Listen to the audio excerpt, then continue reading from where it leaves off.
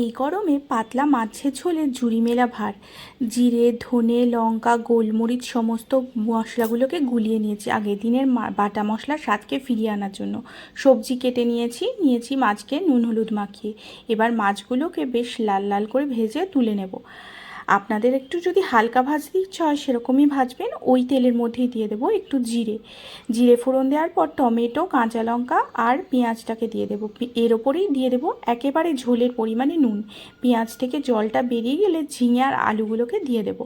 নাড়াচাড়া করে ঢাকা দিয়ে দেবো। ঢাকা খুলে ঝিঙের জলটা শুকিয়ে যাওয়া পর্যন্ত অপেক্ষা করব। এবার ওই গোলানো মশলাটাকে দিয়ে দেবো। দিয়ে কিন্তু ভালো করে কষবো তেল ওঠা পর্যন্ত। ব্যাস, তারপর ওই মশলার বাটি ধোয়াটার মাপে একটু জল দিয়ে দিলাম। আপনার যতটা ঝোলের পরিমাণ লাগবে মাছগুলোকে দিয়ে বেশিক্ষণ ফোটাবো না। নামিয়ে নিলেই রেডি গরমের পাতলা জিরের ঝোল। ভালো লাগলে একটা লাইক করবেন, শেয়ার করবেন, সাবস্ক্রাইব করবেন।